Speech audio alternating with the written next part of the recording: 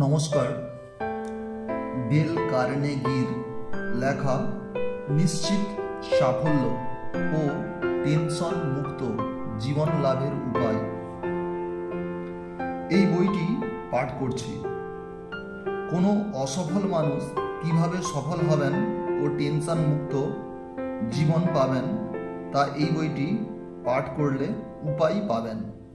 ছাত্র, ব্যবসায়ী, হতাশাগ্রস্ত মানুষ জীবনে সফল হবেন কিভাবে তা এই বইটিতে বলা আছে।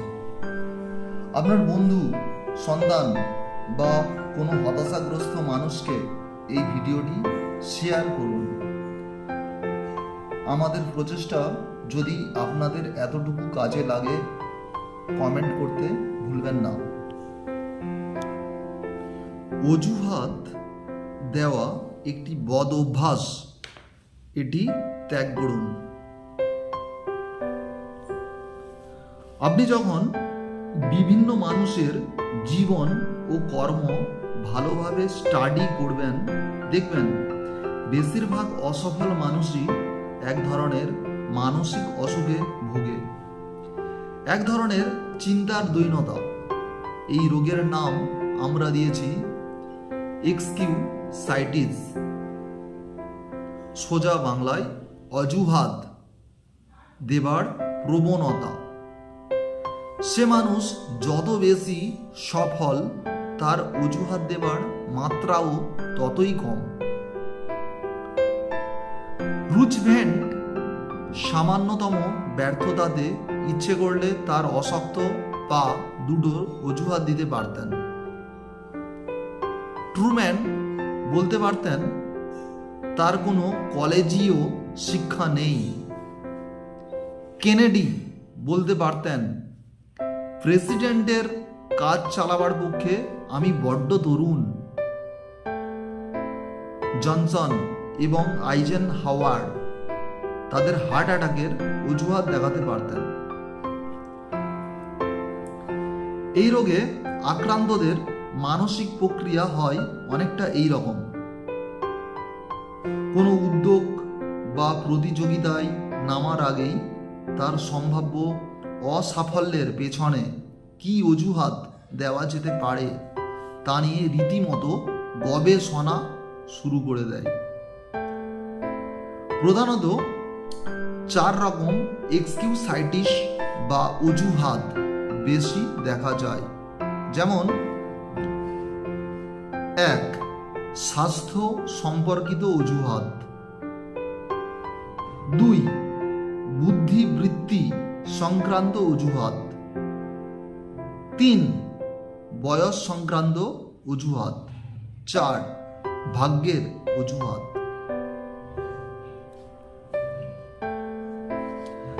স্বাস্থ্যের অজুহাত, হেলথ এক্সকিউসাইটিস।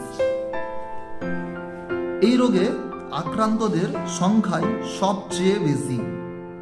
যে কোনো ধরনের ব্যর্থতার পেছনেই লোকে বলে থাকে আসলে আমার শরীরটা খারাপ ছিল, তো তাই পারলাম না। এই হাস্যকর অজুহাতের হাত থেকে মনকে বাঁচানোর 4টি উপায়। প্রথমত, স্বাস্থ্য নিয়ে অনর্থক কথা বলা বন্ধ করুন। যত আপনি অসুস্থতার কথা বলবেন, তা সে সর্দি কাশি বা যাই হোক না কেন, ততই সেই অসুখ, এমনকি তা কাল্পনিক হলেও আপনাকে পেয়ে বসবে এবং আপনিও ক্রমশ অসুস্থ হয়ে পড়বেন আরও বেশি। ভগ্ন স্বাস্থ্যের অজুহাত। ভগ্ন স্বাস্থ্যের অজুহাত দেখালে একটু আধটু সহানুভূতি হয়তো কখনো পাওয়া যায়, কিন্তু তাকে কেউ সম্মান করে না এবং তার বিশ্বস্ততা একেবারে তলানিতে এসে ঠেকে। দ্বিতীয়ত, স্বাস্থ্য নিয়ে দুশ্চিন্তা করা বন্ধ করতে হবে, আত্মনিয়ন্ত্রণ করতে হবে।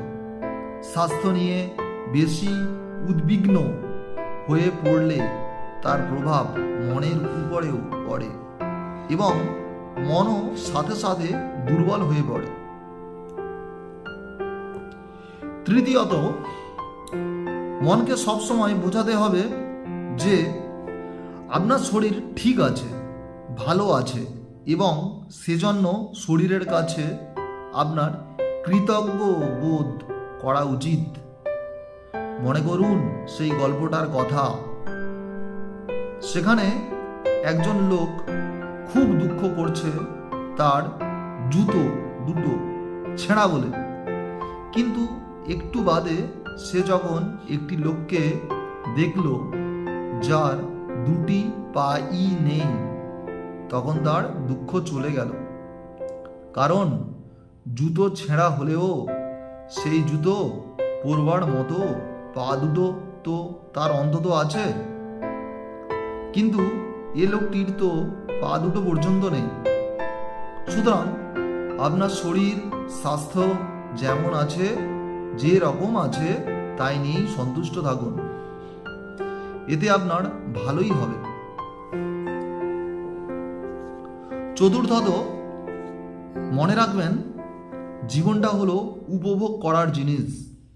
অহেতুক শরীর খারাপের দোহাই দিয়ে সময় নষ্ট করে কি লাভ?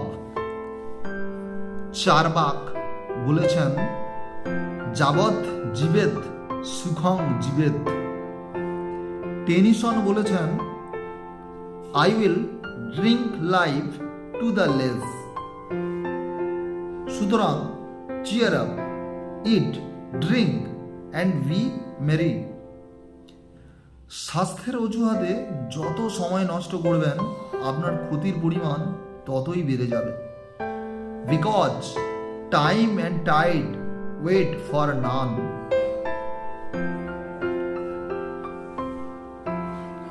কম বুদ্ধিমত্তার অজুহাত, ইন্টেলিজেন্স এক্সকিউসাইটিস। ওর ক্যালি অনেক বেশি। হ্যাঁ, বুদ্ধি বা মস্তিষ্ক চালানোর ক্ষমতাকে চলতি কথায় আমরা ক্যালি বলি, এবং কোনো অসাফল্যের পর নিজের এই তথাকথিত ক্যালি না থাকার কারণে হতাশায় ভুগি। সাধারণত যে ভুল দুটো মানুষ বেশি করে সেটা হলো, 1. নিজেদের মস্তিষ্কের কর্ম ক্ষমতাকে আন্ডার এস্টিমেট করা, এবং 2. অন্যদের মস্তিষ্কের কর্মক্ষমতাকে ওভার এস্টিমেট করা। আপনার কতখানি বুদ্ধি বা মেধা আছে সেটা গুরুত্বপূর্ণ ঠিকই, তবে দারুণ গুরুত্বপূর্ণ কিছু নয়। গুরুত্বপূর্ণ হলো আপনার বুদ্ধি বা মেধাকে আপনি 1. কিভাবে ব্যবহার করছেন, 2. কতটা ব্যবহার করছেন, এবং 3. পুরোপুরি ব্যবহার করতে পারছেন কিনা। যে চিন্তাধারা ও কল্পনা শক্তি আপনার বুদ্ধিবৃত্তির প্রধান চালিকা শক্তি, তার উপর নিয়ন্ত্রণ রাখা এবং যথাযথ ব্যবহার করা ভীষণ জরুরি। এই রোগ মুক্তির ইন্টেলিজেন্স এক্সকিউসাইটিস 3টি উপায়। প্রথমত, নিজের বুদ্ধিকে কখনোই আন্ডার এস্টিমেট করবেন না ও অপরের বুদ্ধিকে ওভার এস্টিমেট করবেন না। নিজেকে ছোট ভাববেন না, হীনম্মন্যতা বোধে কখনো ভুগবেন না। মনে রাখবেন, ঈশ্বর সকলকেই কম বেশি বুদ্ধি দিয়েছেন। আপনার যেটুকু মেন্টাল অ্যাসেট আছে জীবনে সফল হবার পক্ষে তা যথেষ্ট।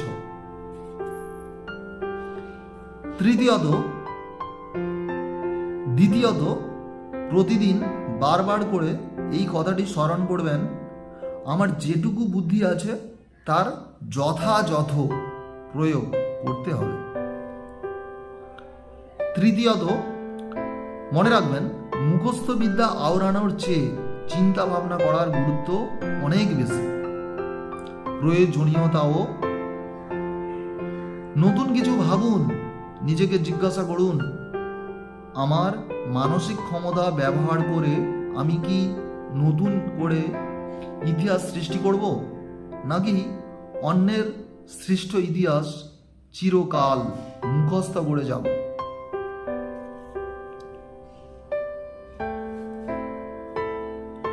বয়সের অজুহাত, এজ এক্সকিউসাইটিস। আমার দ্বারা হবে না, সে বয়স আমার আর নেই, অথবা আমার এখনো এত দায়িত্বপূর্ণ কাজ করার মতো বয়স হয়নি। বয়সের এই অজুহাত একেবারেই লেম এক্সকিউজ। বিশ্ববিখ্যাত প্রবন্ধকার চার্লস ল্যাম্বের প্রথম বই প্রকাশিত হয়েছিল তার 42 বছর বয়সে। পৃথিবী তোলপাড় করা জেমস বন্ড 007 এর স্রষ্টা ইয়ান ফ্লেমিং এর জেমস বন্ডকে নিয়ে লেখা প্রথম উপন্যাস ক্যাসিনো রয়্যাল প্রকাশিত হয়েছিল যখন তিনি 40 এবং 50-এর মাঝামাঝি। পৃথিবীর সর্বকালের সর্বশ্রেষ্ঠ সেতার বাদক পণ্ডিত রবিশঙ্কর তার সেরা রাগগুলি রচনা করেছেন তার 40 থেকে 60 বছর বয়সের মধ্যে। এবার এই রোগের হাত থেকে রক্ষা পাওয়ার 3টি উপায়। প্রথমত, বয়স নিয়ে চিন্তা করবেন না। বয়সকে অত গুরুত্ব দেবার কিচ্ছু নেই। মনকে বকুনি লাগান। দ্বিতীয়ত, মনে রাখবেন 30 বছর বয়সী একজন মানুষের হাতে থাকে তার মোট জীবনের 80% উৎপাদনক্ষম ও কর্মক্ষম সময়, এবং 50 বছর বয়সী একজন মানুষের হাতে এই সময় থাকে প্রায় 40%। মানুষ যতটা ভাবে জীবন তার চেয়েও অনেক বেশি বড়। সফল হওয়ার সুযোগও তাই যা ভাবা যায় তার চেয়ে বেশি। তৃতীয়ত,